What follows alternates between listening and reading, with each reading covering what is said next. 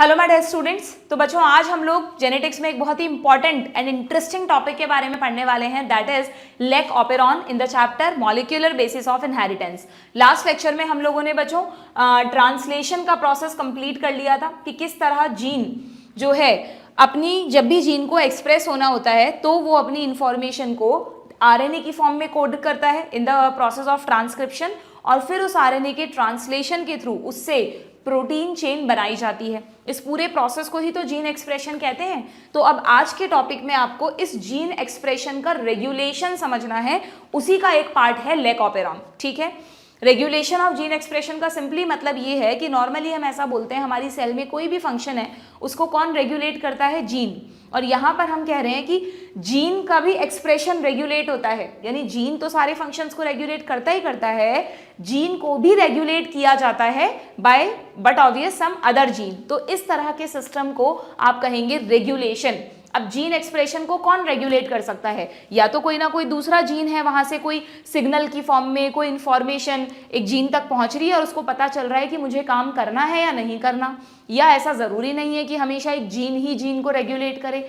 कई बार जो हमारी मेटाबॉलिक कंडीशंस हैं, एनवायरमेंटल कंडीशंस हैं, बॉडी में फिजियोलॉजिकल कंडीशंस हैं, ये भी जीन्स को सिग्नल्स देती हैं। हार्मोन्स में हमने पढ़ा था कि हार्मोन जब सेल से अटैच होता है तो वो जीन को सिग्नल देता है कि उसको काम करना है कि नहीं करना। तो जीन एक्सप्रेशन को रेगुलेट करने के लिए सेल में बहुत सारे मैकेनिज्म्स होते हैं। ओके, तो आपके एनसीईआरटी में इस टॉपिक को दो पार्ट्स में समझाया गया है। यूकैरियोट्स में ये चीज कैसे होती है एंड प्रोकैरियोट्स में कैसे होती है। यूकैरियोट्स के लिए ज्यादा कुछ नहीं है, सिर्फ 4 पॉइंट्स दे रखे हैं, जबकि प्रोकैरियोट्स में इसी रेगुलेशन को डिटेल में डिस्कस किया गया है in the form of lake operon. तो ये जरूर याद रखें कि जो ऑपेरॉन सिस्टम हम आज के टॉपिक में पढ़ेंगे वो हमारा नहीं है, वो ऑपेरॉन सिस्टम्स प्रोकैरियोट्स यानी कि बैक्टीरिया में होते हैं, ना कि यूकैरियोट्स में। ठीक है, देखते हैं क्या लिखा है एनसीईआरटी में। Regulation of gene expression refers to a very broad term that may occur at various levels considering that gene expression results in the formation of a polypeptide। हमेशा ध्यान रखो, कई बच्चे ना इस वर्ड का मीनिंग ही भूल जाते हैं कि जीन खुद को एक्सप्रेस कैसे करता है। पूरी जेनेटिक्स इसी पर बेस्ड है। जीन एक्सप्रेशन का सिंपली मतलब होता है डीएनए के किसी एक सेगमेंट से आरएनए का बनना और उस आरएनए से प्रोटीन का बनना, यही एक तरह का जीन एक्सप्रेशन है। तो considering that gene expression result in the formation of a polypeptide, कल बताया था पॉलीपेप्टाइड का मतलब protein chain, it can be regulated eight several levels. अगर हम बात करें यूकैरियोट्स की बच्चों, तो मैंने इन चारों के लिए यहाँ पर एक डायग्राम बनाया है। देखो, अब तुमने क्योंकि पूरा ये चैप्टर पढ़ लिया है तो तुम्हें पता है यूकैरियोट्स में डीएनए जो है वो न्यूक्लियस के अंदर होता है। इस डीएनए से ट्रांसक्रिप्शन के थ्रू पहले एचएनआरएनए बनता है, फिर उस एचएनआरएनए की स्प्लाइसिंग, कैपिंग, टेलिंग होती है, तो एमआरएनए बनता है, इस पे कैप और टेल भी लगी रहती है। फिर इसको न्यूक्लियस के बाहर आना पड़ता है। न्यूक्लियस डबल मेम्ब्रेनस होता है ना, उसमें न्यूक्लियर पोर्स होते हैं, तो न्यूक्लियर पोर्स के थ्रू ये एमआरएनए बाहर आ जाता है। बाहर मतलब साइटोप्लाज्म में, और साइटोप्लाज्म में आने के बाद उसका ट्रांसलेशन होता है, जो हमने लास्ट लेक्चर में बहुत अच्छे से सीखा था। तो अगर हम कह रहे हैं कि भाई यूकैरियोट में इस पूरे प्रोसेस का रेगुलेशन कैसे होगा, तो उसके बच्चों 4 लेवल्स हैं। क्या 4 लेवल्स हैं समझना, कि या तो डीएनए पर जो ट्रांसक्रिप्शन यूनिट है, जो जीन है जिसको ट्रांसक्रिप्ट होना है, उसी लेवल पर ट्रांसक्रिप्शन को शुरू ही ना किया जाए, जीन को सिग्नल ही ना दें कि भाई ट्रांसक्रिप्शन मत करो अभी, या अगर जरूरत है तो उसको सिग्नल दे दें कि ट्रांसक्रिप्शन करो और आरएनए बनाओ। तो जो पहला रेगुलेशन होता है वो कहाँ होता है? ट्रांसक्रिप्शनल लेवल पर, जहां पर प्राइमरी ट्रांसक्रिप्ट का फॉर्मेशन हो रहा है। अगर तुमसे कोई पूछ ले कि यूकैरियोट्स में प्राइमरी ट्रांसक्रिप्ट कौन है, तो तुम्हारा आंसर होगा एचएनआरएनए। अगर प्रोकैरियोट्स में पूछ ले तो प्रोकैरियोट्स में तो आपको पता है एचएनआरएनए जैसा कुछ होता ही नहीं है, सीधा एमआरएनए बनता है। अच्छा, ये तो नहीं भूल गए ना कि एचएनआरएनए का मतलब एक्सॉन इंट्रॉन, एक्सॉन इंट्रॉन, ये तो याद है ना अच्छी तरह से सब बच्चों को, ऐसे बेसिक्स नहीं भूलने हैं। ओके, तो पहला लेवल जो होगा रेगुलेशन का वो होगा ट्रांसक्रिप्शनल लेवल। मान लो ट्रांसक्रिप्शन हो गया, एचएनआरएनए बन चुका है और सेल को लगा यार हमें तो जरूरत ही नहीं है इस प्रोटीन की अभी, तो स्प्लाइसिंग को रोक दिया जाएगा, कुछ सिग्नल्स जाएंगे जिसकी वजह से स्प्लाइसियोसोम अभी स्प्लाइसिंग ही ना करे। तो जो दूसरा रेगुलेशन है वो कहाँ पॉसिबल है? At the level of splicing, क्योंकि जब तक स्प्लाइसिंग नहीं होगी तब तक आगे का प्रोसेस नहीं बढ़ेगा। मान लो स्प्लाइसिंग भी होके तैयार है, mRNA is ready for translation, पर तभी करेगा ना जब बाहर आएगा। तो तीसरा लेवल जो है रेगुलेशन का वो है ट्रांसपोर्ट ऑफ एमआरएनए, कि जब तक अगर लग रहा है सेल को कि यार मुझे अभी इस प्रोटीन की जरूरत नहीं है, तो एमआरएनए को बाहर आने के लिए सिग्नल्स ही नहीं मिलेंगे। ठीक है, और अगर मान लो mRNA बाहर भी आ चुका है और सेल को लग रहा है यार मुझे तो अभी ज़रूरत ही नहीं है इस प्रोटीन की, तो यूकैरियोट्स में ये पॉसिबिलिटी भी है कि ट्रांसलेशन के प्रोसेस को ही शुरू ना करें जब तक की ज़रूरत नहीं है, अननेसेसरी उस प्रोटीन को ना बनाया जाए। तो प्रोटीन, जब किसी जीन को प्रोटीन बनाना होता है तो यूकैरियोट्स में 4 अलग अलग लेवल्स पर ये रेगुलेशन किया जा सकता है। पहला लेवल हो गया ट्रांसक्रिप्शन, दूसरा हो गया स्प्लाइसिंग, थर्ड हो गया ट्रांसपोर्ट और फोर्थ हो गया ट्रांसलेशन। यही चीज़ एनसीईआरटी में लिखी है कि यूकैरियोट्स में this regulation could be exerted at transcriptional level, processing level, transport level या ट्रांसलेशनल लेवल। रटने की जरूरत नहीं है, बिल्कुल समझने वाला टॉपिक है। यूकैरियोट में ये जो रेगुलेशन है ना इन चारों लेवल पर कैसे होता है, कौन से सिग्नल्स हैं, बहुत ही कॉम्प्लेक्स मैकेनिज्म है जो कि आपको नहीं पढ़ना, ना ही कभी नीट में अभी तक पूछा गया है। ओके, बस आपको सिर्फ ये 4 पॉइंट्स ध्यान रखने हैं कि किस किस लेवल पर ये रेगुलेशन होता है। आपको जो डिटेल्स पढ़नी है वो पढ़नी है प्रोकैरियोट्स की। अगर मैं बात करूं बच्चों प्रोकैरियोट्स की यानी बैक्टीरिया की, तो जरा सोच के बताना बैक्टीरिया में ये 4 लेवल हो सकते हैं क्या रेगुलेशन के? बैक्टीरिया में तो बहुत सिंपल प्रोसेस था ना। बैक्टीरिया में क्या होता है, ये प्रोकैरियोटिक सेल है, ठीक है, इसमें कोई न्यूक्लियस तो है नहीं, बस डायरेक्टली हमने क्या पढ़ा है कि यहीं पर डबल स्ट्रैंडेड डीएनए प्रेजेंट होता है। इस डबल स्ट्रैंडेड डीएनए से जब मान लो ये इसकी एक ट्रांसक्रिप्शन यूनिट है, तो जब इस पर आरएनए जुड़ता है, आरएनए पॉलीमरेज जुड़ता है, तो आरएनए पॉलीमरेज की प्रेजेंस में एक आरएनए चेन बननी शुरू हो जाती है ना। और ये जो आरएनए की चेन बन रही है यानी ट्रांसक्रिप्शन हो रहा है, इसमें मैंने तुम्हें ये भी बताया था कि इसी के साथ साथ प्रोटीन की चेन बननी भी शुरू हो जाती है, यानी ट्रांसक्रिप्शन और ट्रांसलेशन जनरली कपल्ड प्रोसेस होते हैं। तो यहाँ पर तुम सोचो कि अगर हम चाहते हैं कि ये ट्रांसक्रिप्शन यूनिट काम ना करे तो हमारे पास एक ही लेवल है रेगुलेशन का, that is the transcription initiation. क्योंकि अगर एक बार ट्रांसक्रिप्शन शुरू हो गया तो उसके साथ साथ ट्रांसलेशन भी शुरू हो जाएगा, फिर आप इस प्रोसेस को रेगुलेट नहीं कर सकते जैसे यूकैरियोट में कर सकते थे।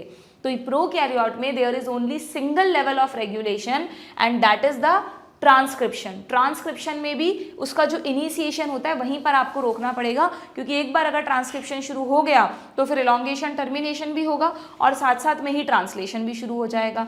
इसलिए प्रोकैरियोट्स में there is a single level. ठीक है, बात समझ में आई क्या?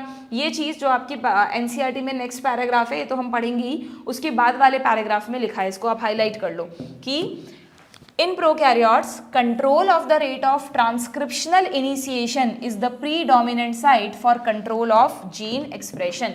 कहाँ पर कंट्रोल कर सकते हो आप इस प्रोसेस को?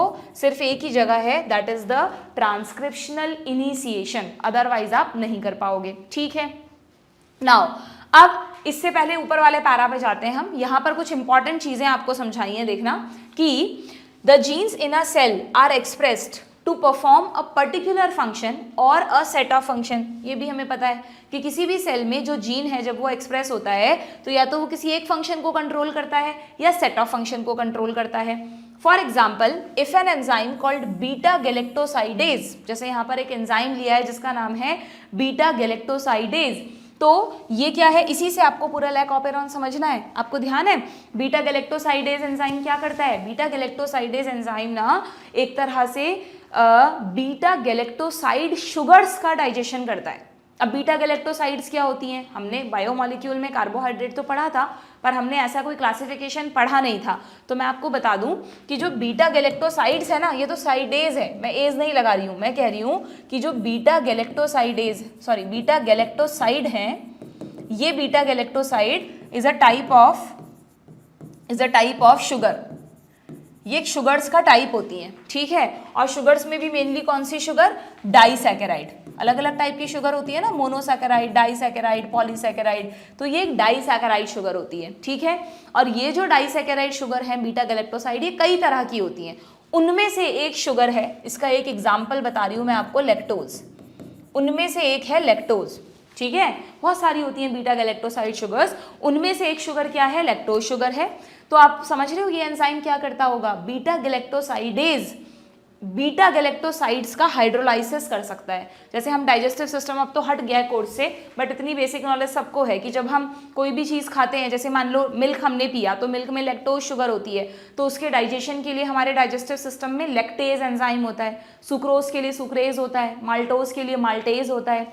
तो वैसे ही यहाँ पर भी लैक्टोज का जो डाइजेशन करना है ना, ये तो हमारी बात थी। अगर हम बैक्टीरिया की बात करें तो बैक्टीरियल सेल मान लो किसी कल्चर मीडियम पे ग्रो कर रही है और उस कल्चर मीडियम से लैक्टोज बैक्टीरिया में जा रहा है, तो क्या होगा वहाँ पर, तो वहाँ पर suppose this is a culture medium, ये एक बैक्टीरियल सेल बना दी मैंने, इस कल्चर मीडियम में लैक्टोज प्रेजेंट है, ठीक है, ये लैक्टोज बैक्टीरिया सेल में गया, तो इस लैक्टोज का बैक्टीरियल सेल डाइजेशन करेगी, और लैक्टोज जब भी टूटता है तो सबको पता है ना क्या बनता है, हाँ या ये भी भूल गए, बेसिक्स बायोमॉलिक्यूल में सिखाए थे, लैक्टोज जब टूटेगा तो ग्लूकोज प्लस गैलेक्टोज बनेगा, ओके। तो लैक्टोज का डाइजेशन करने के लिए जो एंजाइम बैक्टीरियल सेल में चाहिए वो कौन सा है, वो है बीटा गैलेक्टोसाइडेज, ये खुद है बीटा गैलेक्टोसाइड और इसको तोड़ेगी बीटा गैलेक्टोसाइडेज एंजाइम, ठीक है। तो बीटा गैलेक्टोसाइडेज एंजाइम की जरूरत बैक्टीरिया को कब होगी बताओ, जब लैक्टोज मिल रहा है कल्चर मीडियम से।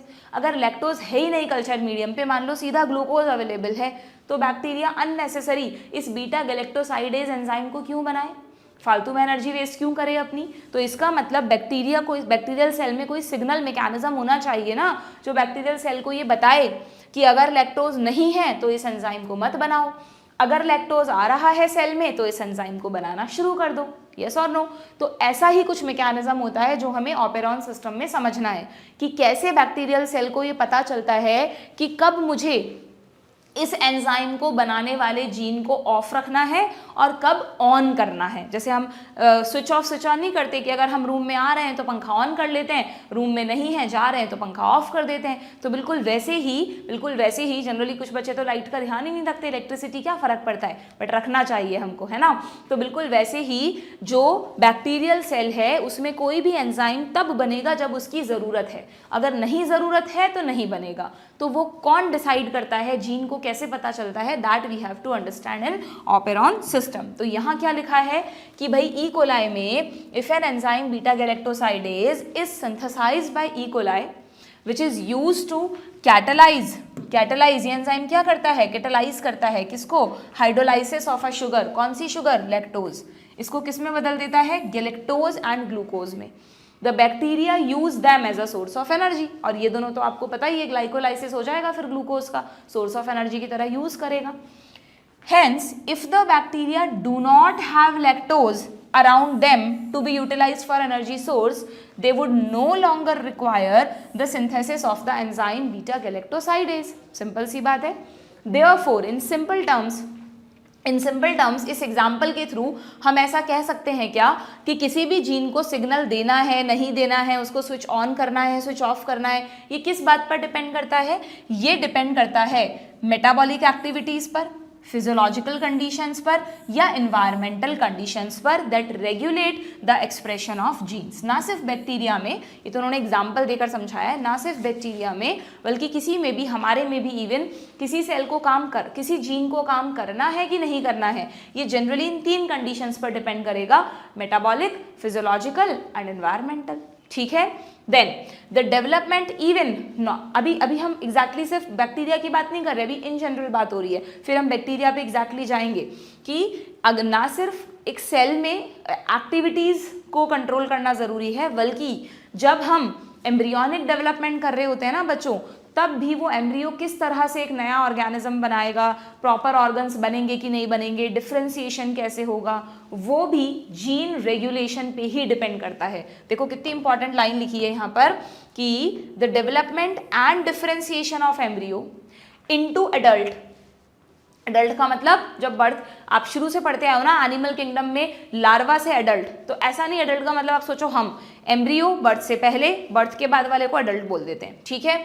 Into adult organism are also a result of the coordinated regulation of expression of several set of genes. बहुत सारे जीन्स का एक्सप्रेशन बहुत ही कोऑर्डिनेटेड वे में रेगुलेट होता है, तब जाके एम्ब्रियो प्रॉपरली डेवलप और डिफरेंशिएट करता है और एक नया ऑर्गेनिज्म बनाता है। अगर ये सिस्टम डिस्टर्ब हो जाए तो कई सारे एम्ब्रियोनिक डिफेक्ट हमें वहाँ पर मिलेंगे, ठीक है। तो यानी कहने का मतलब ये है कि पूरा का पूरा जो किसी भी ऑर्गेनिज्म का डेवलपमेंट है, एम्ब्रियोनिक डेवलपमेंट, लेटर ऑन जो हम अपनी लाइफ लीड करते हैं, वो सब इस बात पे डिपेंड करता है कि हमारे जीन सही से एक्सप्रेस हो रहे हैं या नहीं। इतना तो तुम जेनेटिक्स पढ़ के समझ ही गए होंगे। ओके, अब हमें इसी चीज़ को बैक्टीरिया में थोड़ा सा डिटेल में समझना है। हमारे में तो और भी डिटेल है पर वो हमें पढ़नी नहीं है क्योंकि एनसीईआरटी में है ही नहीं। ओके, तो अब हम बात कर रहे हैं बच्चों किसकी, प्रोकैरियोट्स की। जैसे मैंने यहाँ पर हेडिंग डाली थी ना, ये यूकैरियोट्स के लिए बनाया था, वैसे ही मैंने प्रोकैरियोट्स के लिए भी यहाँ पर अलग से नोट्स बनाए हैं। पर एक बार यहाँ देखें क्या लिखा है। यहाँ पर लिखा है कि इन अ ट्रांसक्रिप्शन यूनिट वर्ड आ गया है, ध्यान है ना, प्रमोटर, स्ट्रक्चरल जीन, टर्मिनेटर। अब मिक्स मत करना ट्रांसक्रिप्शन ट्रांसलेशन, जब ट्रांसक्रिप्शन लिखा आए तो ट्रांसक्रिप्शन यूनिट दिमाग में आनी चाहिए। Okay, in a transcription unit the activity of RNA polymerase, ये एंजाइम भी याद है, डीएनए डिपेंडेंट आरएनए पॉलीमरेज, जो प्रोकैरियोट में एक ही तरह का होता है, सिग्मा और रो के साथ मिलकर काम करता है, लेकिन यूकैरियोट में 3 तरह का होता है। Okay, so the activity of RNA polymerase at a given promoter, ध्यान है आपको, ट्रांसक्रिप्शन यूनिट में आरएनए पॉलीमरेज प्रमोटर पे चिपक जाता है और जैसे जैसे आगे बढ़ता है ट्रांसक्रिप्शन शुरू होता जाता है। तो ये कह रहा है कि जब आरएनए पॉलीमरेज प्रमोटर पर चिपकता है तो ये एक्टिविटी करेगा या नहीं करेगा, it will regulated by interaction with accessory proteins. This is the keyword. यहाँ से ऑपेरॉन सिस्टम्स के बारे में शुरू होता है कि बैक्टीरिया में कोई भी जीन की जो मतलब कोई भी जो डीएनए पर ट्रांसक्रिप्शन यूनिट है उसके प्रमोटर पर आरएनए पॉलीमरेज आके बाइंड तो हो जाएगा, ठीक है, लेकिन वो ट्रांसक्रिप्शन के प्रोसेस को शुरू करेगा या नहीं करेगा, इसको कौन डिसाइड करता है बच्चों, कुछ स्पेशल प्रोटीन्स डिसाइड करती हैं जिनको बोलते हैं एसेसरी प्रोटीन्स या रेगुलेटरी प्रोटीन। ये एक ही बात है, दोनों एक ही है। एसेसरी प्रोटीन्स बोल दो आप उन्हें या रेगुलेटरी प्रोटीन्स बोल दो, अभी बताती हूँ कैसे। They affect its ability to recognize start site. ये जनरली इस तरह बंधी रहती हैं कि ये देखो, मैं आपको एक बार डायग्राम से ही बता देती हूँ ना। अगर हम लेक ऑपेरॉन के डायग्राम में देखें तो ज़रा समझना ध्यान से कि ये आपको यहाँ से लेकर यहाँ तक एक ट्रांसक्रिप्शन यूनिट दिखाई है क्या, प्रमोटर हो गया, ये इसको अभी भूल जाओ, प्रमोटर हो गया, ये स्ट्रक्चरल जीन हो गया और यहीं पर एंड हो जाता है ट्रांसक्रिप्शन का। तो एक तरह से यहाँ पर ही टर्मिनेटर भी आ जाएगा। ट्रांसक्रिप्शन जो टर्मिनेटर था वो तो ट्रांसक्रिप्ट होता है ना, पर प्रमोटर ट्रांसक्रिप्ट नहीं होता। ये बात मैंने अच्छे से सिखाई थी, ट्रांसक्रिप्शन का लेक्चर देखा होगा तो तुम्हें पता होगा, ठीक है। तो अब यहाँ पे आप देखो ये ओ, जब वहाँ भी पढ़ा रही थी तो मैंने बताया था कि हम एक एडिशनल सीक्वेंस के बारे में पढ़ेंगे लेक ऑपेरॉन में।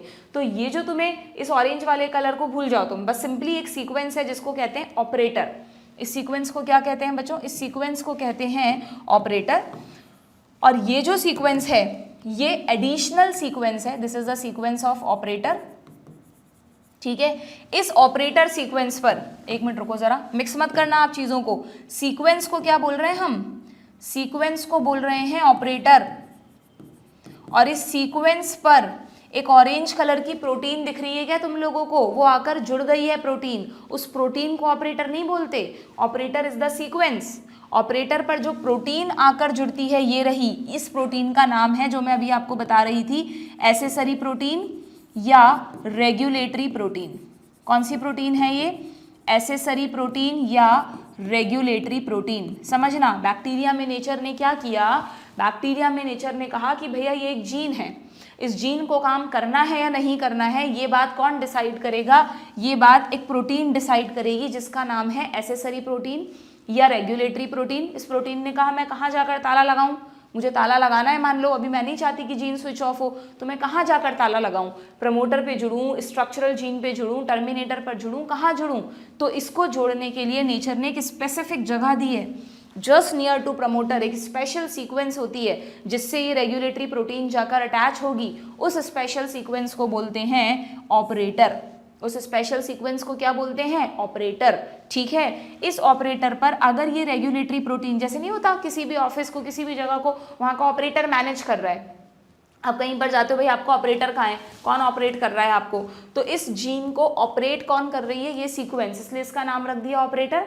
लेकिन इस सीक्वेंस, इस ऑपरेटर पर कौन एक्चुअली में आकर जुड़ेगा या नहीं जुड़ेगा, उस प्रोटीन का नाम है रेगुलेटरी प्रोटीन। अगर ऑपरेटरी प्रोटीन नाम रख देते तो बड़ा आसान हो जाता हमारे लिए, बट इसका नाम ये नहीं रखा गया, इसका नाम रखा गया है रेगुलेटरी प्रोटीन या एसेसरी प्रोटीन, ठीक है। अब ये जो प्रोटीन है, अगर देखो ये यहाँ जुड़ी हुई है ना, अगर ये जुड़ी हुई है तो आरएनए पॉलीमरेज अगर यहाँ चिपका हुआ भी है तो ये आगे बढ़ ही नहीं सकता, क्योंकि इस प्रोटीन ने इसका रास्ता रोका हुआ है। एंड ध्यान है ना आपको, हम कहते थे this is the transcription start site, इस केस में ट्रांसक्रिप्शन स्टार्ट साइट ये वाली हो जाएगी, यहाँ से हो जाएगी, ठीक है। तो जब तक ये प्रोटीन यहाँ जुड़ी रहेगी बच्चों, तब तक आरएनए पॉलीमरेज आगे ही नहीं बढ़ पाएगा, है ना। तो ट्रांसक्रिप्शन होगा क्या? बिल्कुल नहीं होगा। यानी ये लिखा है, तो क्योंकि ये प्रोटीन यहाँ पर जुड़कर आरएनए पॉलीमरेज को रोक रही है, आगे नहीं बढ़ने दे रही है, इसलिए ये कौन से टाइप की प्रोटीन हुई? ये एक रिप्रेसर प्रोटीन हो गई। रिप्रेस करना यानी किसी को दबाना, काम नहीं करने देना। इस प्रोटीन ने कहा भैया मैंने ताला लगा दिया है, बढ़ो, तुम कैसे आगे बढ़ते हो। तो जो आरएनए पॉलीमरेज एंजाइम है ना, इन्होंने दिखाया नहीं डायग्राम में, यहाँ पर जो होगा आरएनए पॉलीमरेज एंजाइम, वो आगे ही नहीं बढ़ पाएगा। तो क्या मैं इसी रेगुलेटरी या एसेसरी प्रोटीन को रिप्रेसर कह सकती हूँ? कह सकती हूँ। तो अगर रिप्रेसर यहाँ जुड़ी हुई है, आपसे पूछ लेंगे नीट में कि कौन सी प्रोटीन ऑपेरॉन से जाकर जुड़ती है, तो आपका आंसर होगा रिप्रेसर प्रोटीन, या रिप्रेसर प्रोटीन जिस सीक्वेंस पर जुड़ती है उसको क्या कहते हैं? ऑपरेटर, ठीक है। तो जब तक ये प्रोटीन यहाँ जुड़ी हुई है बच्चों, this gene will not able to transcript, इसका ट्रांसक्रिप्शन पॉसिबल नहीं है। यानी सिस्टम कैसा पड़ा है? स्विच ऑफ है। ये जो फर्स्ट डायग्राम है, यहाँ तो ये फर्स्ट हाफ, ये एक डायग्राम है, ये दूसरा अलग डायग्राम है, ठीक है। इस केस में क्या पड़ा है सिस्टम? अभी इसको भूल जाओ वर्ड को, स्विच ऑफ, ठीक है। अब अगर मैंने कहा कि कुछ ऐसी कंडीशंस हो गई जिसकी वजह से, अच्छा इसमें एक चीज़ और ध्यान रखना तुम, कि ये जो रिप्रेसर प्रोटीन है ये लगातार बन के यहाँ जाती रहती हैं। ऐसा नहीं कि एक प्रोटीन परमानेंट जुड़ गई तो जुड़ गई, प्रोटीन्स तो मेटाबोलाइज होते रहते हैं। तो प्रोटीन जाती है, थोड़ी देर में मेटाबोलाइज हो जाती है, फिर नई प्रोटीन आती है। तो लगातार रिप्रेसर का बनकर आना ज़रूरी है, तब जाके ये बार बार वहाँ ताला लगाती रहेगी, जिससे कि ट्रांसक्रिप्शन ना हो सके। ओके, तो अगर मान लो मैं तुम्हें कहूँ कि सेल के अंदर एक ऐसा मॉलिक्यूल गया, ये सब सेल के अंदर की तो बात हो रही है बच्चों, सेल के अंदर डीएनए पर तो देख रहे हैं हम ट्रांसक्रिप्शन यूनिट, है ना, लॉजिक लगा पा रहे हो ना। तो अगर हम कह रहे हैं कि एक बैक्टीरियल सेल है, बैक्टीरियल सेल में सर्कुलर डीएनए होता है, उसका भी हम एक सेगमेंट देख रहे हैं जिसको हमने लीनियर फॉर्म में ड्रॉ कर लिया है, ठीक है। और ये हमने यहाँ पर 3 क्यों बनाए हैं? क्योंकि अगर याद हो तो बैक्टीरिया में, प्रोकैरियोट्स में पॉलीसिस्ट्रॉनिक यूनिट्स होती हैं, ये सिस्ट्रोन ही हैं। यहाँ पर 3 सिस्ट्रोन है, सिस्ट्रोन 1, सिस्ट्रोन 2 एंड सिस्ट्रोन 3, जिनको ZYA कहते हैं, उसके बारे में हम बाद में बात करेंगे, ठीक है। ये सब सिस्ट्रोन्स हैं, ओके। तो बैक्टीरियल सेल में जब तक रिप्रेसर बन के ताला लगाती रहेगी ऑपरेटर पे, तब तक तो ये जीन ट्रांसक्रिप्ट नहीं होगी। पर अगर मान लो इस बैक्टीरियल सेल में एक ऐसा मॉलिक्यूल घुस गया जिसका नाम रख दिया है हमने इंड्यूसर, अब ये जगाने आया है सिस्टम को, जगो भाई, काम करो, ज़रूरत है सेल को तुम्हारी, है ना। तो इसका नाम इंड्यूसर रख सकती हूँ ना मैं। तो अगर हमने कहा कि सेल में एक मॉलिक्यूल घुसा जिसका नाम है इंड्यूसर, इस इंड्यूसर ने क्या किया? रिप्रेसर को पकड़ लिया, रिप्रेसर को जाने ही नहीं दे रहा। वहाँ भाई नए रिप्रेसर लगातार बन के जाएंगे ना, तो ये रिप्रेसर को जाने ही नहीं दे रहा, इसने रिप्रेसर को पकड़ लिया। जैसे ही रिप्रेसर को पकड़ता है, रिप्रेसर क्या हो जाती है? इनएक्टिव हो जाती है। अगर रिप्रेसर ही इनएक्टिव हो गई तो क्या होगा बताओ? अगर रिप्रेसर ही इनएक्टिव हो गई तो ताला नहीं लग पाएगा, और अगर ताला नहीं लगा तो आरएनए पॉलीमरेज आगे बढ़ना शुरू कर देगा and transcription will be started. यानी जीन क्या हो गया? अब स्विच ऑन हो गया है, स्विच ऑन हो गया है, ठीक है। ट्रांसक्रिप्शन से क्या बनेगा? एमआरएनए बनेगा। ध्यान है तुम्हें, पूरी ट्रांसक्रिप्शन यूनिट से एक ही एमआरएनए बनता है, क्योंकि ये एक पॉलीसिस्ट्रॉनिक यूनिट है, इसके पास 3 सिस्ट्रोन हैं। तो ये एमआरएनए जब आगे जाकर क्या करेगा? ट्रांसलेशन करेगा। तो यहाँ पर एक साथ 3 राइबोसोम चिपकेंगे क्या बच्चों? और 3 राइबोसोम्स की वजह से 3 तरह की प्रोटीन्स बनेंगी। ये तो हम पहले ही सीख चुके हैं, क्योंकि यहाँ पर पॉलीसिस्ट्रॉनिक यूनिट है। तो जब ये जीन ट्रांसक्रिप्शन करके एमआरएनए बनाएगा, एमआरएनए तो एक ही बनेगा, लेकिन प्रोटीन्स या एंजाइम 3 तरह के बनेंगे। ये कौन से एंजाइम है, इनके नाम वाम पे हम बाद में बात करेंगे, पर ये तो तुम्हें समझ में आ गया ना कि 3 एंजाइम्स बनेंगे, ओके। यानी system will be switch on, ठीक है। तो इस तरह बैक्टीरिया में जीन को स्विच ऑफ रखना है या स्विच ऑन रखना है, इस बात को कौन डिसाइड कर रहा है? पहले तो रिप्रेसर। अगर रिप्रेसर जुड़ी हुई है जीन पर तो जीन रहेगा स्विच ऑफ। अगर एक इंड्यूसर सेल में जाकर रिप्रेसर को पकड़ लेता है तो जीन हो जाएगा स्विच ऑन। तो आपको एग्जाम में ये 3 वर्ड्स मिक्स नहीं करने हैं। ज़्यादातर बच्चे मैंने देखा है इंड्यूसर, रिप्रेसर और ऑपरेटर को मिक्स कर देते हैं, बिल्कुल नाम एकदम इनके काम के अकॉर्डिंग इनका नाम दिया गया है। जो जीन को ऑपरेट कर रही है सीक्वेंस, ऑपरेटर। उस ऑपरेटर पर आकर जो ताला लगाएगा वो है रिप्रेसर। उस रिप्रेसर को ताला लगाने से जो रोकेगा यानी जो जीन को स्विच ऑन करेगा उसका नाम क्या है, इंड्यूसर। ठीक है, अभी ये कौन कौन है वो मैं तुम्हें अभी बताऊंगी, पर ऑपेरॉन्स और इसी पूरे सिस्टम को ऑपेरॉन सिस्टम कहते हैं। ये ऑपरेटर से उन्होंने नाम निकाल दिया operon. Jacob and Monod 2 scientist थे जिन्होंने सबसे पहले बैक्टीरिया में जीन रेगुलेशन के इस मैकेनिज्म को बताया, तो उस सिस्टम का नाम रख दिया गया ऑपेरॉन सिस्टम। यहाँ तुमने एक और बात नोट की क्या कि ये जो रिप्रेसर प्रोटीन है ना जो ताला लगा रही है, ये खुद भी तो एक प्रोटीन है। हमारी बॉडी में जो भी प्रोटीन्स हैं हमारी सेल में वो सब जीन ही तो बनाते हैं, यानी ये रिप्रेसर भी किसी और जीन से बनकर आई है। तो इसी जीन का एक पड़ोसी जीन है बिल्कुल इसके पास में सिचुएटेड है, ये रहा वो जीन का प्रमोटर, मतलब ये अलग ट्रांसक्रिप्शन यूनिट है। बात समझ रहे हो मेरी? ये एक ट्रांसक्रिप्शन यूनिट है और इसी के बगल में एक और ट्रांसक्रिप्शन यूनिट है। इस ट्रांसक्रिप्शन यूनिट में भी ये रहा प्रमोटर, ये रही इसकी स्ट्रक्चरल जीन और यहीं पर एंड हो जाएगा टर्मिनेटर। यहाँ पर इसका टर्मिनेटर भी है, बस दिखाया नहीं है उसको। सबके टर्मिनेटर्स हैं, बस लिखा नहीं है। ठीक है, अच्छा इस जीन में एक ही सिस्ट्रोन है, यहाँ पर तो मेनी सिस्ट्रोन्स थे बट इस जीन में एक ही सिस्ट्रोन है, कोई दिक्कत नहीं है, मोनोसिस्ट्रॉनिक भी हो सकता है। ओके, और इसको हमने आई से रिप्रेजेंट किया है। क्यों किया है आई से रिप्रेजेंट? क्योंकि यहाँ पर ये जो आई है ना बच्चों, ये इनहिबिटरी के रेफरेंस में आ रहा है। I is for inhibitory. आई को तुम इंड्यूसर मत समझ लेना, इंड्यूसर का इससे कोई रिलेशन नहीं है। ये एक इनहिबिटरी जीन है क्योंकि इस जीन से जो आरएनए बनता है वो एक इनहिबिटरी प्रोटीन बनाता है। रिप्रेसर कैसी प्रोटीन है?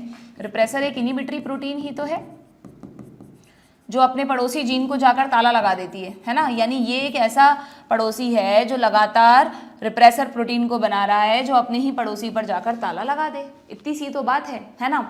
तो ये जो जीन है ना, मेन जीन, ये तो बार बार ऑन ऑफ होता रहता है, लेकिन आप ध्यान से देख रहे हो ये जीन काम करना नहीं रोकता, ये तो लगातार काम करता रहता है, ट्रांसक्रिप्शन ट्रांसलेशन से रिप्रेसर बनाता रहता है। अगर हम चाहते हैं कि रिप्रेसर यहाँ जाकर ना जुड़े तो ये जीन काम करना बंद नहीं करेगा, ये तो तब भी रिप्रेसर बनाता रहेगा।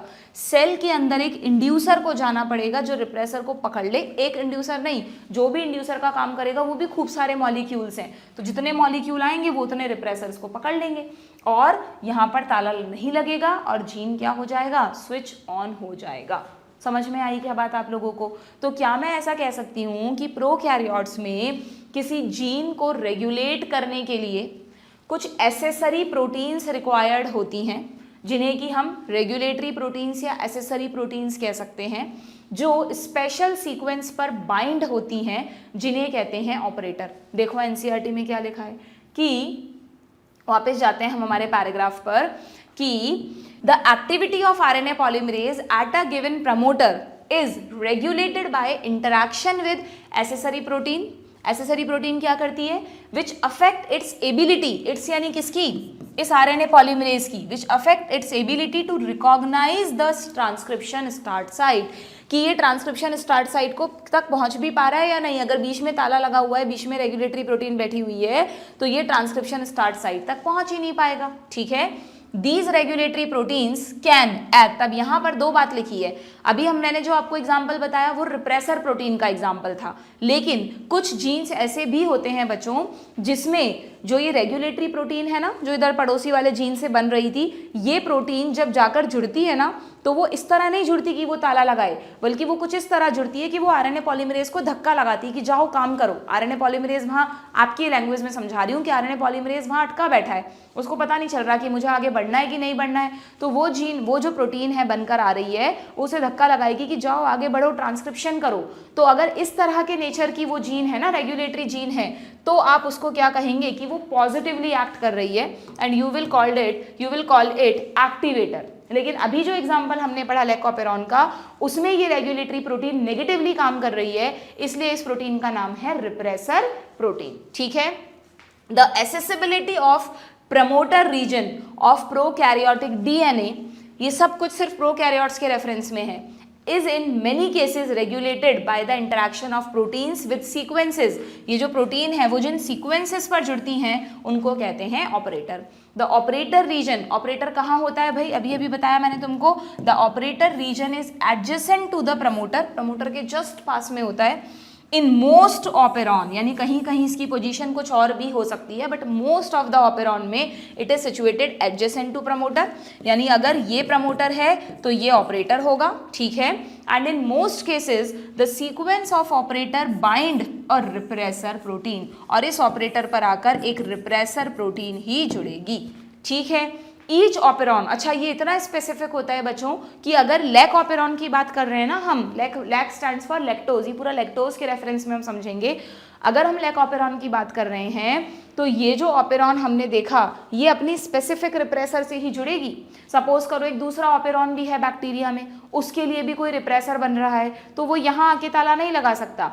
मतलब हर ऑपेरॉन सिस्टम में ऑपरेटर भी फिक्स होता है और उस ऑपरेटर से कौन सा रेगुलेटरी प्रोटीन जुड़ेगा वो भी फिक्स होता है। क्या लिखा है, each operon has its specific operator, her operon system का एक स्पेसिफिक ऑपरेटर होता है और स्पेसिफिक रिप्रेसर होता है, वही रिप्रेसर उस ऑपरेटर पर आकर जुड़ सकती है, ऐसा नहीं कोई भी ताला कभी भी लग जाएगा, ठीक है। फॉर एग्जाम्पल जैसे कि हम अभी देखेंगे, if we talk about lac operator, ठीक है, जो कि लैक ऑपेरॉन में प्रेजेंट होता है, तो ये सिर्फ लैक ऑपेरॉन में ही होगी ये sequence, and it interact specifically with lac repressor only. जिस बच्चे को ये 3 वर्ड समझ में आ गए, ऑपरेटर, रिप्रेसर और इंड्यूसर, उसको कंफ्यूजन नहीं होगा लैक ऑपेरॉन समझने में। बट अगर यही वर्ड समझ में नहीं आया, ऑपरेटर क्या होता है, रिप्रेसर क्या होता है, तो फिर तुम्हें नहीं समझ में आएगा ये सिस्टम। जैसा जैसे मैंने वर्ड टू वर्ड बताया वैसा का वैसा तुम्हें ध्यान रखना है, ठीक है। आगे बढ़ें क्या, इस चीज़ को थोड़ा सिंप्लीफाई करने के लिए मैंने देखो यहाँ पर आपको कुछ नोट्स दिए हैं कि अगर हम रेगुलेशन की बात करें प्रोकैरियोट्स में, तो प्रोकैरियोट में एक ही लेवल है रेगुलेशन का, that is the transcription. Prokaryotes में आरएनए पॉलीमरेज जब बाइंड होगा तो वो आगे बढ़ेगा या नहीं बढ़ेगा, इस बात को कौन डिसाइड करता है, कुछ रेगुलेटरी प्रोटीन जिन्हें आप एसेसरी प्रोटीन भी कहते हो। ये प्रोटीन्स क्या करती हैं, these regulatory protein are of 2 type, जो पॉजिटिवली एक्ट करती हैं वो एक्टिवेटर, इसका कोई एग्जाम्पल एनसीईआरटी में नहीं है, और जो नेगेटिवली एक्ट करती हैं वो होती है रिप्रेसर, ठीक है। रिप्रेसर के लिए लिखा है, अच्छा बताओ जब रिप्रेसर जीन से जुड़ी हुई है तो उसने जीन को बंद किया था या चालू किया था, रिप्रेसर तो ताला लगा रही है ना, जीन को बंद कर रही है, तो क्या ऐसे रेगुलेशन को मैं नेगेटिव रेगुलेशन ऑफ जीन बोल सकती हूँ। अभी एनसीईआरटी में लैक ऑपेरॉन के एकदम एंड में एक लाइन लिखी हुई आएगी, सेम लाइन, कि इस तरह के रेगुलेशन को नेगेटिव रेगुलेशन कहते हैं। बट अगर एक्टिवेटर बनकर आती और वो धक्का लगाती आरएनए पॉलीमरेज को कि ट्रांसक्रिप्शन करो, तो वो होता है एक तरह का पॉजिटिव रेगुलेशन, ठीक है। अच्छा, अब ये जो नेगेटिव रेगुलेशन है ना बच्चों, यहाँ पर थोड़ा सा इस चीज़ में हम कभी कभार उलझ जाते हैं कि ये जो हमने अभी एग्जाम्पल पढ़ा ना ऑपेरॉन का, ये एक इंड्यूसिबल टाइप का ऑपेरॉन है। इंड्यूसिबल ऑपेरॉन का मतलब इंड्यूसिबल, जिसको जगाना पड़े, यानी जो पहले से सो रहा होगा। तो ये जो सिस्टम हमने लैक ऑपेरॉन का देखा, उसमें नॉर्मली जीन क्या रहता है, स्विच ऑफ, क्योंकि उस जीन के एंजाइम की सेल को ज़रूरत नहीं है। अगर लैक्टोज सेल में आएगा तो ही तो एंजाइम्स की ज़रूरत है ना उसको डाइजेशन करने के लिए, क्योंकि बैक्टीरिया खुद तो लैक्टोज बनाता नहीं है। तो अगर कोई ऐसा जीन है जो कोई ऐसा एंजाइम बना रहा है जिसको डाइजेस्ट, जिस एंजाइम की ज़रूरत सिर्फ स्पेसिफिक कंडीशंस में ही है, तो वो जीन तभी जगेगा ना, बाकी टाइम तो सोता रहेगा। तो ऐसे सिस्टम्स को कहते हैं बच्चों इंड्यूसिबल ऑपेरॉन। क्या कहते हैं, इंड्यूसिबल ऑपेरॉन, जिसका कि एग्जाम्पल है लैक ऑपेरॉन। लेकिन एक सिस्टम इसका ऑपोजिट भी होता है। क्या होता है उस ऑपोजिट सिस्टम में, हालांकि ये रिप्रेसिबल टाइप के ऑपेरॉन तुम्हारे कोर्स में है नहीं, लेकिन कभी कभार मैंने कोई एक दो इक्का दुक्का बार टीआरपी ऑपेरॉन पे क्वेश्चन दिखा है, दैट इज वो चैनल की टीआरपी नहीं, ट्रिप्टोफेन ऑपेरॉन पे। ट्रिप्टोफेन ऑपेरॉन सिस्टम देखना क्या होता है, बिल्कुल डिटेल में नहीं जाना, कोई भी बच्चा ये डायग्राम वगैरह नहीं बनाएगा, सिर्फ एक कॉन्सेप्ट समझना कि मान लो ये एक जीन है, अगेन जैसे मैं अभी आपको लैक ऑपेरॉन का जीन बता रही थी, वैसे ये रहा प्रमोटर जिस पर आरएनए पॉलीमरेज जुड़ा हुआ है, ये रहा इसका ऑपरेटर, ठीक है। देख रहे हो आप ऑपरेटर में कैसे स्पेसिफिक गड्ढे बने हुए हैं, जिसमें कि आराम से जो उसके साइज की प्रोटीन है वही जाकर यहाँ जुड़ेगी, हर कोई नहीं जुड़ सकती, ओके। तो उसके बाद ये सिस्ट्रोन है, जैसे लैक ऑपेरॉन में 3 सिस्ट्रोन थे, यहाँ पर 5 सिस्ट्रोन है, उसके बाद टर्मिनेटर आ गया। तो देखो TRP tryptophan, TRP stands for tryptophan, tryptophan एक अमीनो एसिड है, ठीक है। तो ट्रिप्टोफन अमीनो एसिड जो है ना भाई, अमीनो एसिड्स की जरूरत तो हर सेल को हमेशा ही होती है लगभग। तो नॉर्मली ये जो जीन है वो काम करता रहता है, ये जीन एक्टिव रहता है, जगा हुआ रहता है, यानी ये आरएनए बनाता है, आरएनए से 5 तरह की प्रोटीन बनती हैं, एंजाइम्स बनते हैं, वो 5 तरह के एंजाइम्स मिलकर ट्रिप्टोफन को बनाते हैं। सोचो कितनी अजीब बात है कि ट्रिप्टोफन एक अमीनो एसिड है जिसका काम है प्रोटीन बनाना, बट ट्रिप्टोफन को बनाने के लिए भी पहले प्रोटीन्स ही चाहिए, क्योंकि हर चीज़ को बनाने के लिए हमारी बॉडी में कैटालाइसिस कौन करता है, एंजाइम्स, और एंजाइम्स कौन होते हैं, प्रोटीन। तो चाहे ट्रिप्टोफन हो, कोई भी हो, हर चीज़ को प्रोटीन या एंजाइम्स ही मीडिएट करते हैं। तो चलो वो तो एक अलग बात हो गई, वापस इस पर आते हैं कि ट्रिप्टोफन नाम के अमीनो एसिड को बनाने के लिए 5 तरह के एंजाइम्स चाहिए। नॉर्मली ये जीन स्विच ऑन रहता है और ट्रिप्टोफन बनता रहता है, ठीक है। अब मान लो सेल में खूब सारा ट्रिप्टोफन बन गया, सेल कह रही है यार थोड़ी देर तो आराम कर लो, इस जीन को थोड़ा सा तो आराम करवा दो। तो ट्रिप्टोफन खुद, जो ट्रिप्टोफन खूब सारा बन गया है ना, वो ट्रिप्टोफन खुद जाकर क्या करेगा, इस जीन को स्विच ऑफ करवाने में रिप्रेसर की मदद करेगा। कैसे, देखना, जब ये जीन स्विच ऑन थी तो इसका पड़ोसी जीन लगातार एक प्रोटीन बना रहा था, regulatory protein, additional protein, which is again a repressor protein, पर ये रिप्रेसर प्रोटीन इनएक्टिव पड़ी है। आप देख रहे हो जस्ट उल्टा केस चल रहा है, लेक ऑपेरॉन में इस रिप्रेसर प्रोटीन में एक्टिव था ये, इसको इनएक्टिव किया गया था। यहाँ पर क्या हो रहा है, नॉर्मल कंडीशंस में रिप्रेसर इनएक्टिव पड़ा हुआ है। अगर आप इस रिप्रेसर को कहना चाहते हो भाई जाओ इस जीन को सुलाओ थोड़ी देर, स्विच ऑफ करो, तो खुद जो ट्रिप्टोफन बन के तैयार हो रहा है ना, यहाँ पर ये दिखाया इन्होंने, इस ट्रिप्टोफन को अपनी रिप्रेसर प्रोटीन को एक्टिव करना पड़ेगा, ठीक है। उस केस में इसको को रिप्रेसर कहते हैं, इसको एपो रिप्रेसर कहते हैं, और जब ये दोनों जुड़ जाते हैं तो ये एक्टिव रिप्रेसर जाकर इस ऑपरेटर पर बाइंड हो जाता है। दिख रहा है आपको, ये खाली पड़ा है, ये बाइंड हो गया। जैसे ये बाइंड हुआ, आरएनए पॉलीमरेज का रास्ता रुक गया और ट्रांसक्रिप्शन स्टॉप हो जाता है। तो इस केस में आपको याद नहीं करना, सिर्फ इतना सा बताओ मुझे, इस केस में नॉर्मली जीन क्या थी, स्विच ऑन, और जब जरूरत नहीं है तब उसको क्या किया गया, स्विच ऑफ। तो क्या मैं ऐसे ऑपेरॉन को रिप्रेसिबल ऑपेरॉन बोल सकती हूँ? क्यों? क्योंकि इनको रिप्रेस किया गया है, ये नॉर्मली जगह रहते हैं, इनको सुलाया गया है। जबकि लेक ऑपेरॉन में हम क्या करते हैं, लेक ऑपेरॉन नॉर्मली सोया रहता है, जब इंड्यूसर अंदर जाता है, यहाँ पे इंड्यूसर कौन है, यहाँ पे इंड्यूसर खुद लैक्टोज होता है बच्चों। जैसे ही लैक्टोज बैक्टीरियल सेल्स में जाता है, वो लैक्टोज खुद ही इस रिप्रेसर को बोलता है, लॉक कर देता है, इसको बोलता है कि भाई रुक जाओ, तुम्हें आगे नहीं जाना अब, और ये सिस्टम खुल जाता है, स्टार्ट हो जाता है और जीन काम करने लगता है। तो lac operon is the example of inducible operon, जबकि tryptophan operon is the example of repressible operon. ये किसका एग्जांपल है, रिप्रेसिबल ऑपेरॉन। पर तुम्हें रिप्रेसिबल ऑपेरॉन की डिटेल्स नहीं पढ़नी है, ठीक है। पर दोनों ही केस में आपने एक चीज देखी क्या, दोनों ही केस में ये टीआरपी ऑपेरॉन है, ये है लेक ऑपेरॉन। लेक ऑपेरॉन को मैं क्या कह रही हूँ, लिख लेना तुम भी, लेक ऑपेरॉन को यहाँ ब्रैकेट में लिख देना, it is inducible operon. Inducible, जिसको जगाना पड़े, इंड्यूस करना पड़े। इंड्यूस उसी को तो करोगे जो सोया हुआ है, जो जगा हुआ है उसको थोड़ा ना जगाओगे। तो जो सोया हुआ है, जो नॉर्मली स्विच ऑफ रहता है और स्पेसिफिक कंडीशन में उसको स्विच ऑन करना होता है, वो इंड्यूसिबल ऑपेरॉन है। यहाँ भी रिप्रेसर ने ही काम किया, और जो रिप्रेसिबल ऑपेरॉन है उसमें भी रिप्रेसर ने ही काम किया, ठीक है ना। तो रिप्रेस, क्योंकि रिप्रेसर प्रोटीन इन दोनों को कंट्रोल कर रही है, इसलिए दोनों ही नेगेटिव रेगुलेशन का एग्जाम्पल है, ठीक है। बट यस, रिप्रेसर प्रोटीन्स का काम तो उस सिस्टम को सुलाना ही है, पर वो कब सुलाएगी, कब जगाएगी, उसके बेसिस पर सिस्टम्स के दो नाम हैं, inducible as well as repressible operon, ठीक है। समझ में आ गई बात। तो अगर हम इस लेक ऑपेरॉन को थोड़ा सा डिटेल में देखें, अच्छा, यहाँ पर मैंने फिर ये इन सबको डिफाइन भी कर दिया है कि ऑपरेटर क्या होता है, स्पेसिफिक सीक्वेंस, ठीक है, ये स्पेसिफिक है, उसका प्रोटीन भी स्पेसिफिक है। एंड ऑपेरॉन क्या होता है बच्चों, इस तरह के जो अरेंजमेंट्स हैं वो प्रोकैरियोट्स में आर वेरी कॉमन, जिसमें एक जीन को उसका पड़ोसी जीन से बनने वाली प्रोटीन रेगुलेट करती है। इसी पूरे सिस्टम को आप क्या कहते हो, ऑपेरॉन, ठीक है। तो एनसीईआरटी में देखो क्या लिखा है, द इल्यूसिडेशन, इल्यूसिडेशन समझते हो ना, जैसे बोलते हैं किसी चीज़ को प्रदर्शित करना, पहली बार बताना, दुनिया के सामने रखना। The elucidation of the lac operon was also a result of a close association between a geneticist। ये अच्छा है ना, अलग अलग साइंटिस्ट की फ्रेंडशिप होती रहती थी, उससे दुनिया के सामने नए नए कॉन्सेप्ट आते रहते थे। तो Jacob and Monod, Jacob and Monod नाम के साइंटिस्ट, जैकब जेनेटिसिस्ट थे, मोनॉड बायोकेमिस्ट थे, ठीक है। इन्होंने क्या करा, they were the first to elucidate a transcriptionally regulated system, okay, in lac operon polycistronic, इन्होंने लैक, जब इन्होंने ऑपेरॉन सिस्टम दिया तो जो सबसे पहला ऑपेरॉन समझाया था वो लैक ऑपेरॉन ही था। ओके, तो इन लैक ऑपेरॉन, जहां पे लैक स्टैंड्स फॉर लैक्टोज, एक पॉलीसिस्ट्रॉनिक यूनिट होती है, ठीक है, जो कि रेगुलेट होती है कॉमन प्रमोटर से एंड रेगुलेटरी जीन से। प्रमोटर तो है ही इस पॉलीसिस्ट्रॉनिक का, और एक साइड में जीन भी है जो कि रेगुलेटरी जीन है, जो इसको लगातार सिग्नल्स भेजेगी। ठीक, सच arrangement is very common in bacteria, but obvious इस तरह के अरेंजमेंट बैक्टीरिया में ही मिलेंगे, और इन्हें नाम दिया गया ऑपेरॉन। जैसे कि कुछ एग्जाम्पल्स हैं, 5 एग्जाम्पल यहाँ पर आपको दिए हैं बच्चों। लैक तो मैंने आपको बता ही दिया, लैक्टोज के लिए आता है। TRP stands for tryptophan amino acid.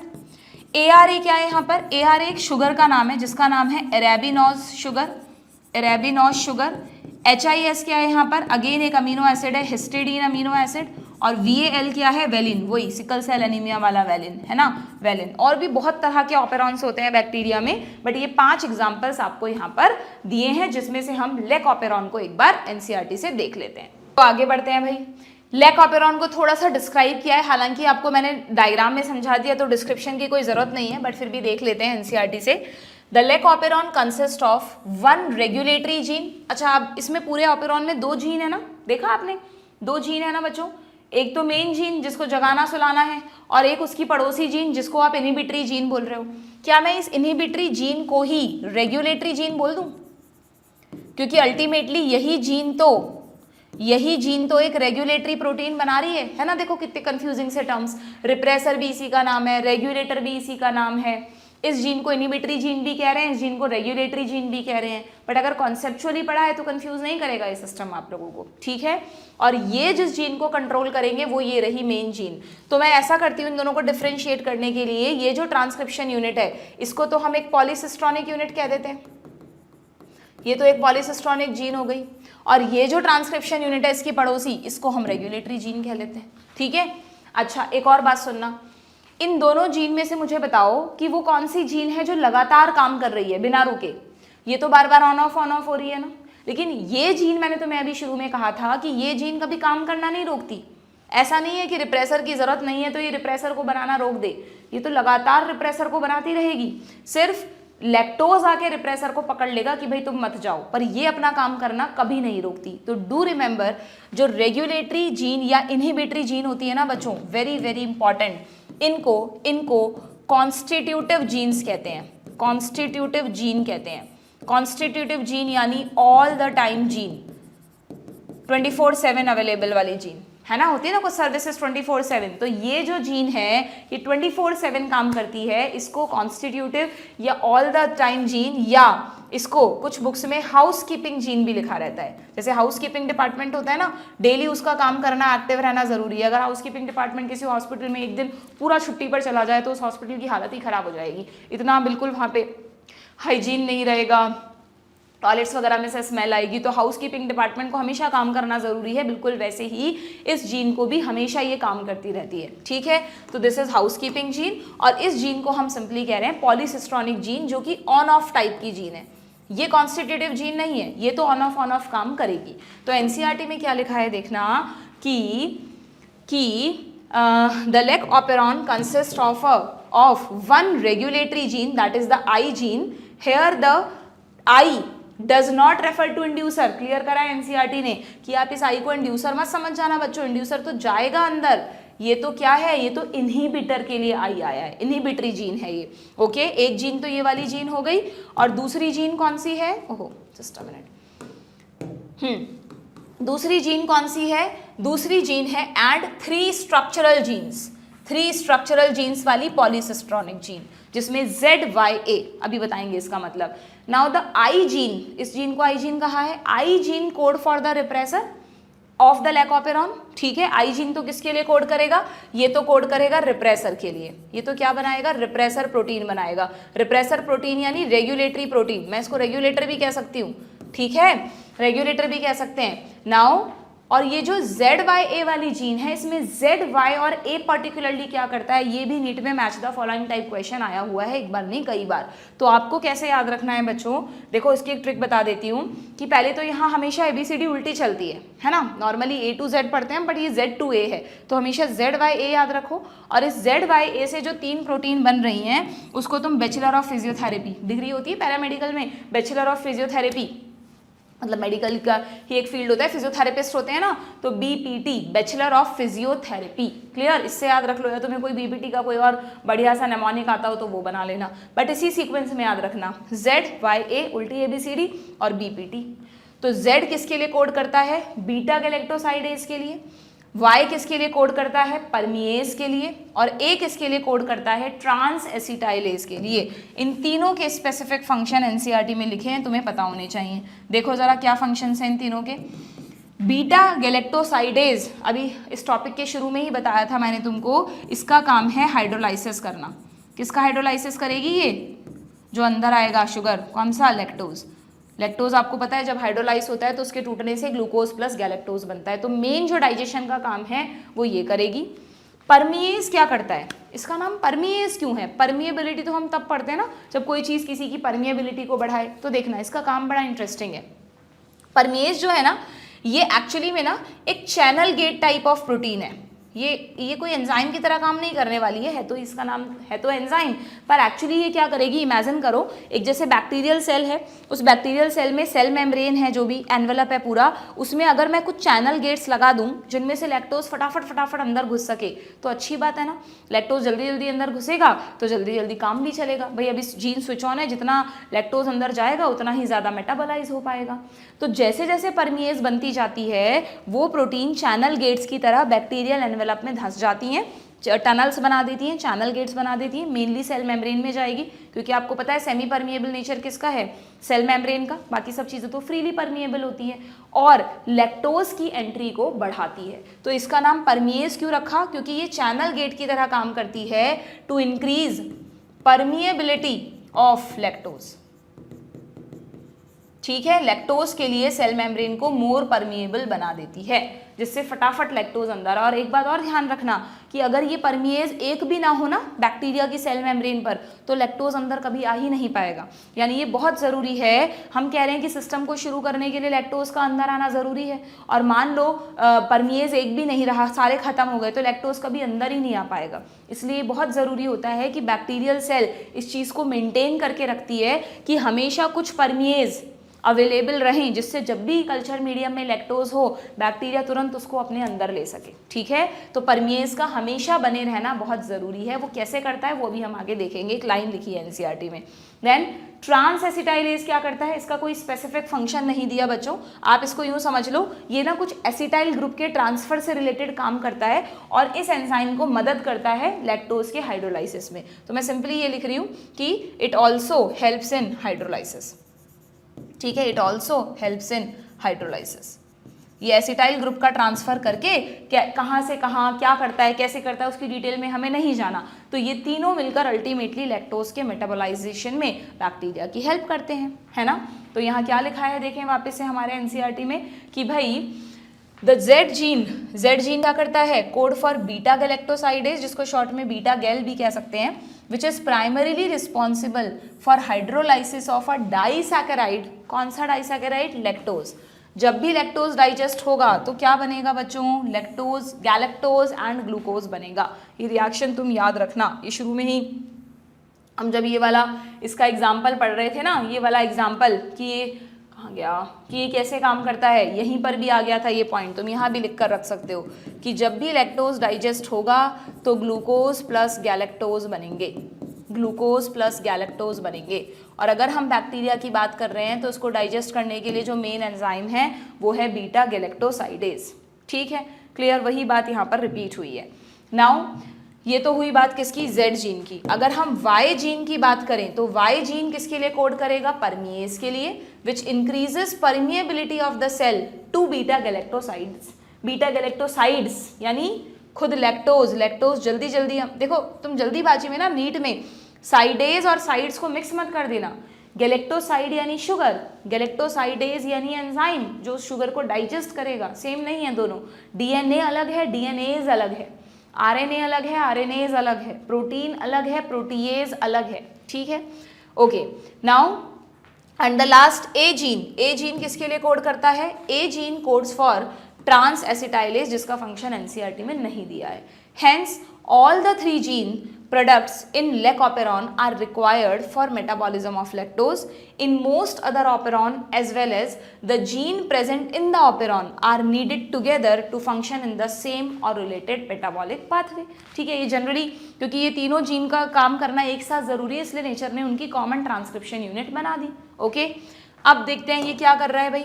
इस चीज़ को भी मैंने यहाँ पर सिंप्लीफाइड वे में लिख दिया है कि लैक ऑपेरॉन में 2 तरह के जीन होता है, एक तो कॉन्स्टिट्यूटिव जीन और दूसरा पॉलीसिस्ट्रॉनिक जीन। कौन क्या करता है, ठीक है।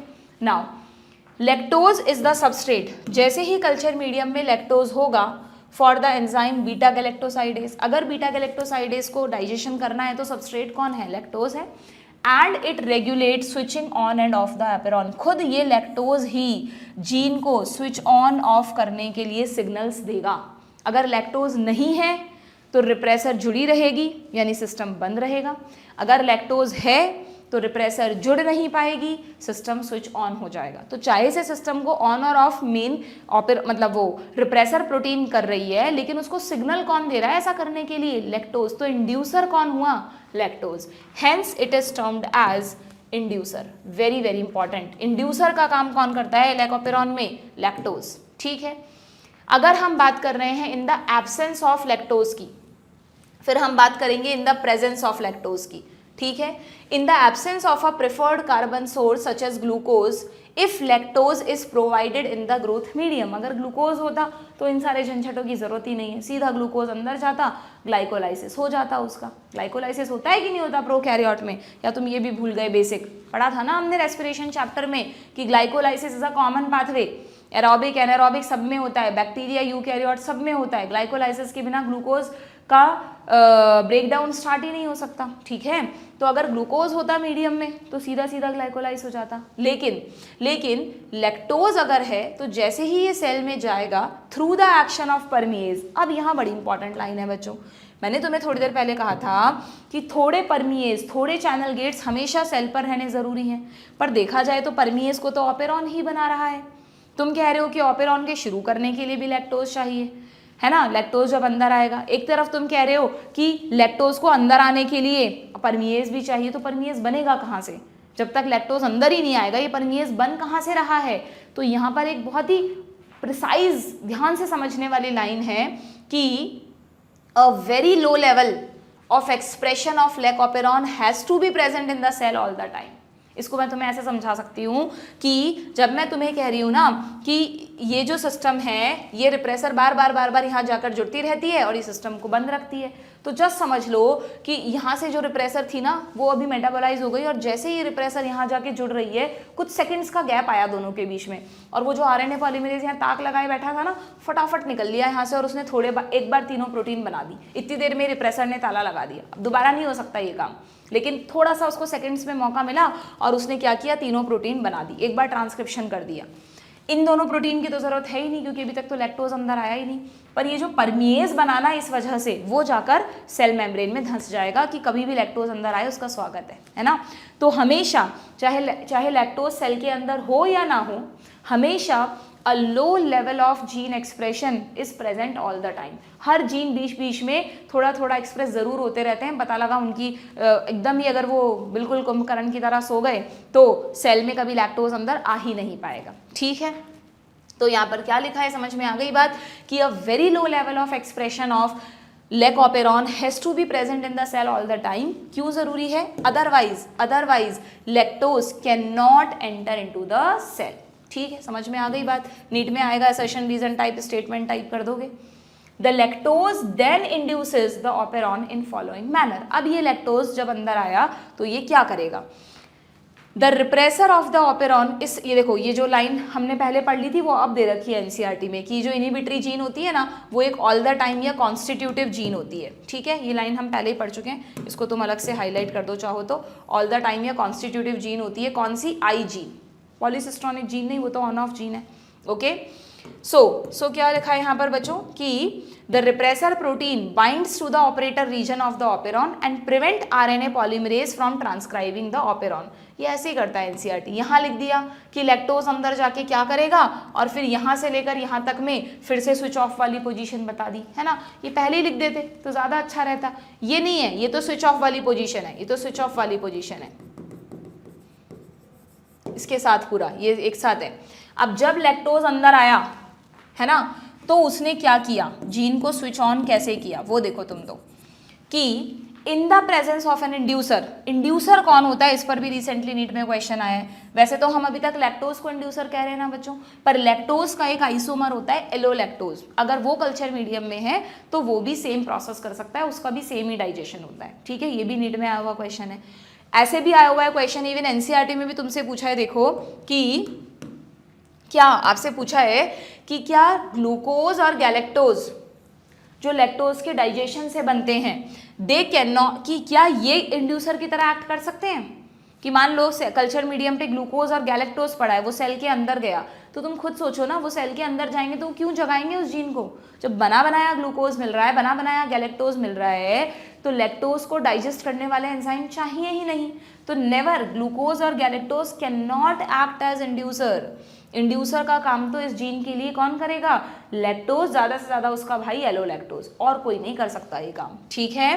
कैन यू थिंक फॉर, अच्छा इसको रुक जाओ, वापस आते हैं यहाँ पर।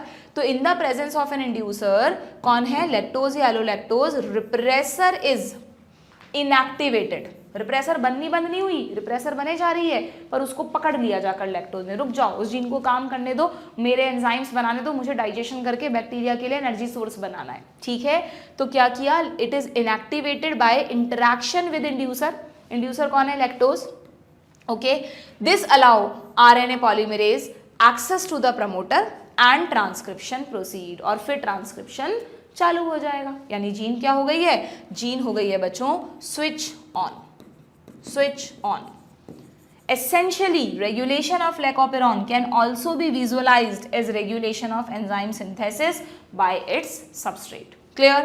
Remember, glucose और galactose cannot act as inducer. ये लाइन हाईलाइट कर देना। ग्लूकोज और गैलेक्टोज कभी भी इंड्यूसर की तरह काम नहीं कर सकते। अब तुमसे पूछा है, अच्छा एनसीईआरटी ने तुमसे पूछा है कि बताओ ये जो हमने सिस्टम को स्विच ऑन कर लिया ना, ये कब तक स्विच ऑन रहेगा, अभी दोबारा स्विच ऑफ कैसे होगा, ये भी समझाओ हमें।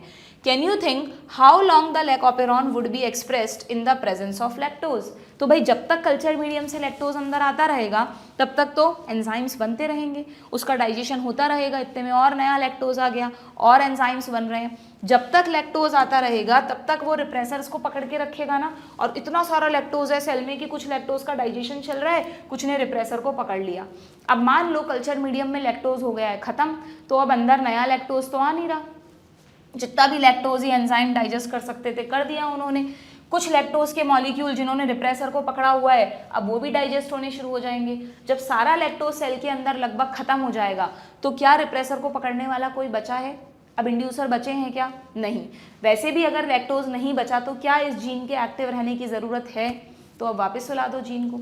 तो जैसे ही lactose will be metabolise, automatically repressor will bind to the operator and system will be switch off. तो किसी और को नहीं आना आप स्विच ऑफ करने के लिए, इंड्यूसर का खत्म होना सिस्टम को अपने आप सुला देगा। ओके, तो तुमसे पूछा है कि कब तक ये सिस्टम एक्सप्रेस करेगा? जब तक लैक्टोज रहेगा। यहाँ पर आप लिख सकते हो कि as the lactose get metabolised completely, जब सारा लैक्टोज खत्म हो जाएगा, देन रिप्रेसर प्रोटीन वापस जाकर जुड़ जाएगी। Repressor will bind again to operator, जिसको उसने पकड़ रखा था। Repressor will bind again to operator, और अगर वो ऑपरेटर पर जाकर ताला लगा देगी तो system will be switch off या on? System will be switch off. मुझे नहीं लगता इतना अच्छे तरह से पढ़ने के बाद तुम चीज़ों को भूलोगे, फिर भी भूल जाओगे तो फिर मैं कुछ नहीं कर सकती, मैं तो कॉन्सेप्ट ही समझा सकती हूँ तुमको।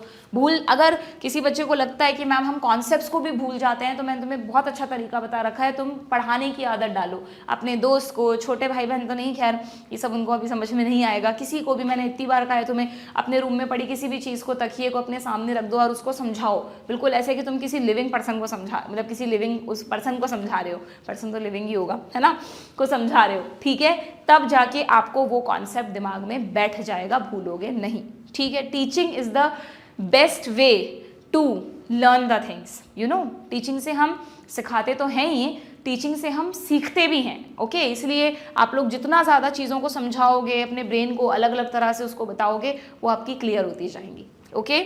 सो फाइनली लास्ट में क्या लिखा है कि ये जो पूरा लैक ऑपेरॉन का हमने सिस्टम देखा बच्चों, ये सिस्टम एक नेगेटिव रेगुलेशन है ना, शुरू में ही बता दिया था मैंने। अब देखो ऐसे ही करती है एनसीईआरटी, छोटी सी लाइन उठा के डाल देती है, चाहे तुम्हारे लेवल का है कि नहीं।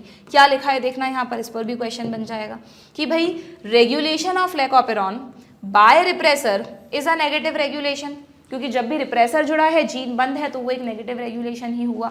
आगे क्या लिख दिया, Lec operon is also under the control of some positive regulation as well, but it is beyond the scope of discussion at this point। तो लिखते ही ना, अब लिख दिए तो इतनी सी बात बता देती हूँ मैं तुम्हें कि अभी मैं जो शुरू में तुम्हें कह रही थी ना कि ये एसेसरी प्रोटीन्स दो तरह की होती हैं, रिप्रेसर ने कैसे किया वो तो हमने समझ ही लिया, पर ये जो एक्टिवेटर प्रोटीन्स होती हैं लैक ऑपेरॉन के लिए, सेल में, बैक्टीरिया में कुछ एक्टिवेटर प्रोटीन्स भी होती हैं बच्चों। वो एक्टिवेटर क्या करती हैं, जब जाकर जुड़ती हैं तो आरएनए पॉलीमरेज को धक्का लगाती है कि तुम काम करो।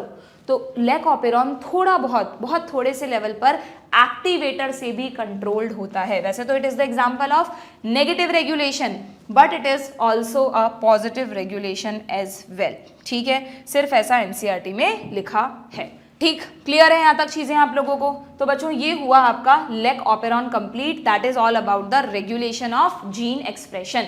आप इस टॉपिक को एक बार खुद से पढ़ें, एनसीईआरटी से पढ़ें, इसके नोट्स बनाएं, तब जाके आपका ये टॉपिक पक्का होगा, ओके। तो with this we have completed this chapter, मतलब ऑलमोस्ट कंप्लीट हो गया। अब इस चैप्टर में सिर्फ 2 टॉपिक्स रह गए हैं। एचजीपी काफ़ी थ्योरेटिकल सा टॉपिक है, बट लास्ट ईयर्स में नीट में इस टॉपिक से 1 या 2 क्वेश्चंस आए हैं, तो एचजीपी के बारे में पढ़ेंगे and then will discuss about the very interesting technique DNA test या डीएनए फिंगरप्रिंटिंग, और उसके साथ आपकी जेनेटिक्स हो जाएगी ओवर, ठीक है। Good bye.